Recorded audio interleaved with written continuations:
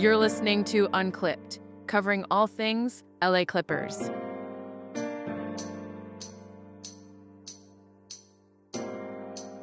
Welcome to Unclipped, where we cover all things LA Clippers. I'm your host, Casey Kasliner, as Game 3 of the season for the Clippers was a victory. Game 2 at Intuit Dome this season. Clippers take down the Portland Trailblazers in a game of runs, 114-107. And after losing their first 4 games to open up Intuit Dome last season, the Clippers now 2-0 at home against a Portland team that has gone under a ton of controversy lately. Of course, Chauncey Billups and the whole gambling scandal has certainly taken a toll on this Portland team, but they just took down the Golden State Warriors, and they showed in this game that they can go toe-to-toe with a veteran-filled LA team. And so the Clippers, don't get a conventional win, so to speak, outscored by 16 points in the second quarter. And I'll talk about that more in a moment, but it's a win nonetheless. And I think if you're LA, a team with all these veterans, a team that, really spent a lot of time and money investing in a roster that, the sustainability of it isn't necessarily confirmed yet, just with the age of these guys and the bench sort of being kind of interesting with a lot of vets as well. I think, you'll take a win like this, even though, the Clippers in a lot of ways were not satisfied with their performance. It came up in the press conference with Ty Lue and some of the players. But anyways, the Clippers started this game pretty well. They had an 11-point lead after the first quarter ended. And I thought, coming out the gate, they really showed some really good moments. John Collins coming off the bench, immediately a spark plug for LA. I think he's going to turn into a really solid 6-man for the Clippers, potentially even a starter at some point soon. One big storyline going into it is Bradley Beal out for the game. It doesn't seem like his injury is very serious, but he got the rest today. Also another vet on this team. So Ty Lue said, instead we'll start Bogdan Bogdanovic, which ended up being sort of a mistake. He was 0 for 4 from the field, a guy who had 5 turnovers and 0 points, plus 5 rating, but take that as you will. So Bogdanovic really struggled. Didn't take a shot till late in the game as well, 0 for 2 from beyond the arc. I think it's an interesting choice to have him in there because, he's a guy that's not really going to set the tempo for you in a James Harden-led offense. So I thought that was sort of an interesting move by Ty Lue. But I guess, with the lack of guard depth, there's not a whole lot you can do. But you can change around some stuff, with sizing and whatnot. So maybe John Collins gets a start if Beal is out again, or, maybe they move some stuff around in general, as, Derrick Jones Jr. only took 3 shots as well and made 2 of them for 4 points. So the starting lineup for the Clippers had 2 guys in Jones Jr. and Bogdanovic score 4 or fewer points, but the other 3 guys were incredible. Kawhi Leonard led the game in points, 30 points for him, 4 for 6 from beyond the arc.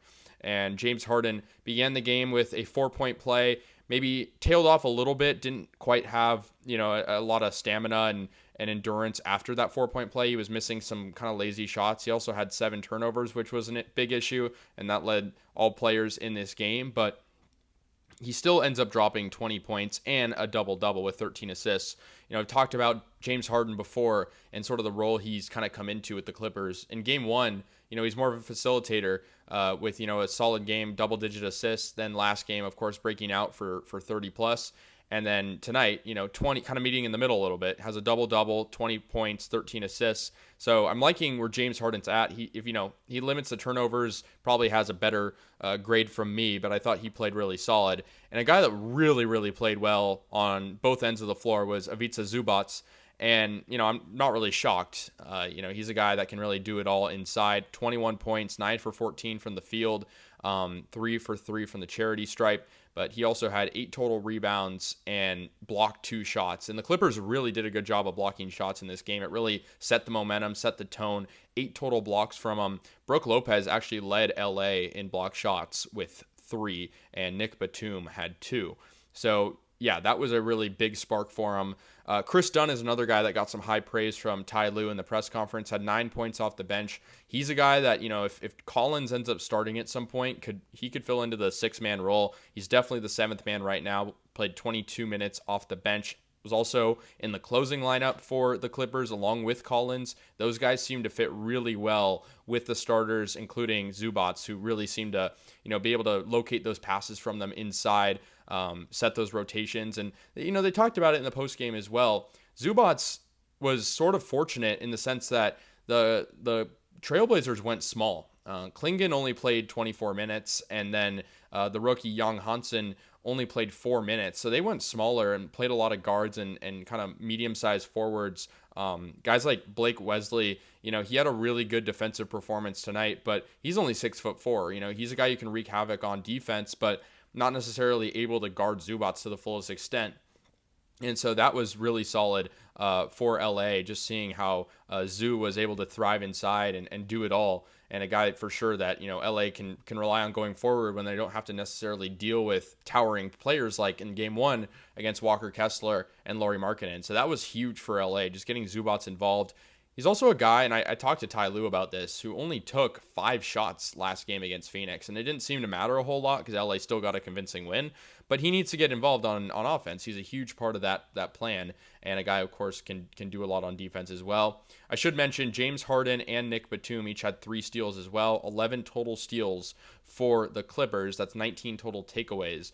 But the problem was the Clippers turned the ball over a lot, and the Clippers allowed a lot of points off turnovers as well early on in this game. They eventually turned it around as the game went on, but that second quarter really showed some struggles in that regard. 24 turnovers for the Clippers. They had double digits in the first half and gave up 30 points off turnovers. I mean, this could have been a much cleaner game from the Clippers. They could have won this game by double digits easily if they didn't turn the ball over like they did. Also, fouling as well. I mean, you can disagree with some of the calls if you're a Clippers fan, but the foul discrepancy was only 6 difference. The Clippers fouled 27 times, the Trailblazers fouled 21 times, but the free throw margin was pretty insane early on in the game. I mean, and really when the game was all said and done too, the Trailblazers shot 34 free throws, made 28 of them. The Clippers only shot 15 and made 14 of them. But the Clippers were a better three-point shooting team. Not a perfect night from beyond the arc, but solid, nearing 40%.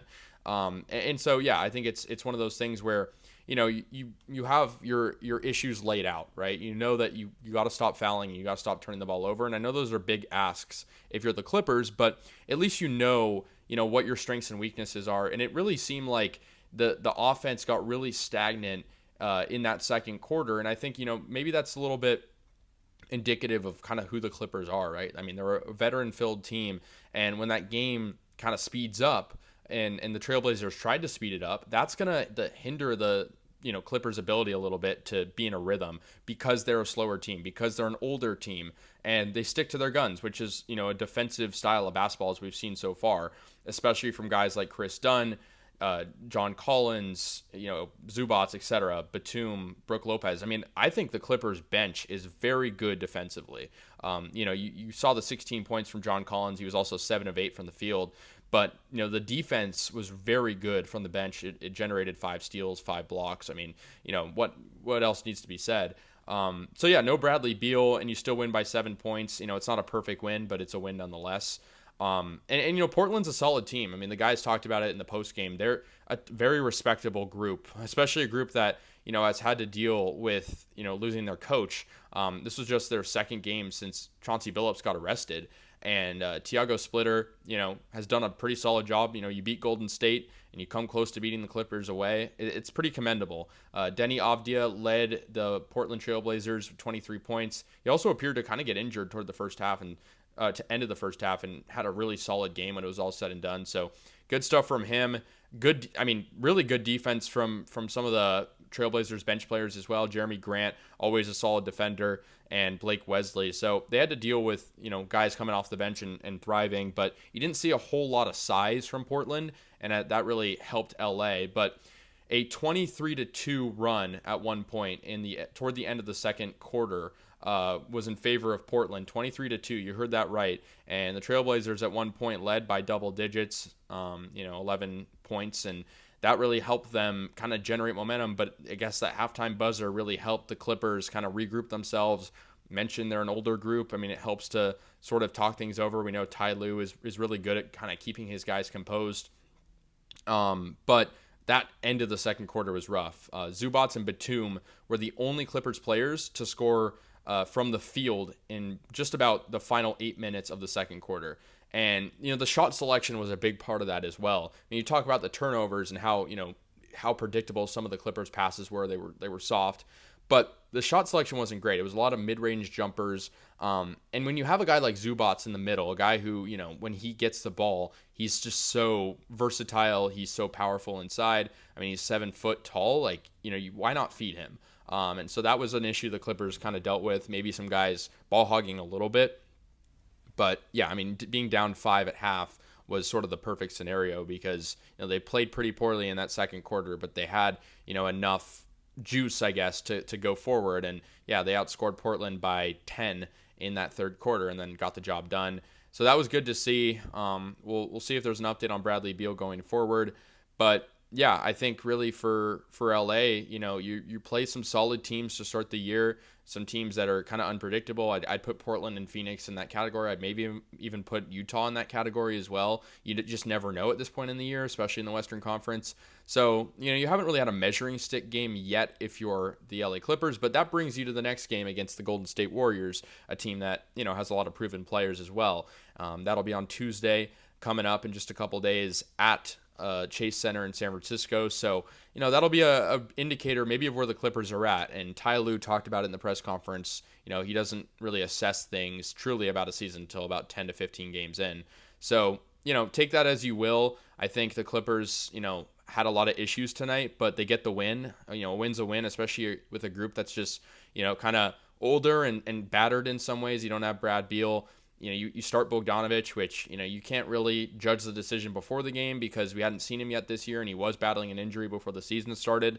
But, at the end of the day, when you have the size advantage and you really can operate with some speed, maybe starting a guy like John Collins and moving some stuff around, that's just one thing that, they just didn't really do. So I thought that was interesting. But shout out to Kawhi Leonard. He really did a good job. He, scored 9 points in, his first 5 minutes of the third quarter. He was really a spark plug in all different ways. And I say spark plug kind of with a grain of salt because obviously he's a starter. He's not a guy you plug in, but it felt like he plugged himself in when the Clippers were going down and kind of losing strides. And so he went 4 for 6 from beyond the arc.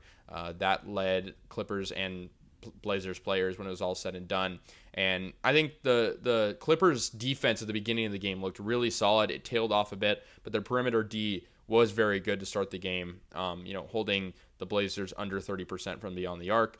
And so, yeah, I mean, it's a win. It's not a clean win if you're the Clippers, but you're 2-0 at home after starting 0-4 at Intuit Dome last year. And we know how dominant the Clippers were at home last year. So, it's a new building. It's a place where, the Clippers want to have to thrive and just try to do things, one game at a time. And, for Portland, it's tough losing your coach like that. They talked about it pregame. Coach Splitter said they're just trying to focus on basketball. And so I commend Portland for, the position they're in is very tough and they've kind of made the most of it. But when it's all said and done, the Clippers get a 114-107 win over the Portland Trailblazers. They'll play Golden State next in San Francisco. That'll be a big game for the Clippers, a team that has really been good against the Warriors, as of recent. So we'll see how that goes. The Clippers ran with a 10-man rotation tonight. We'll see if they extend that. We'll see if Bradley Beal comes back.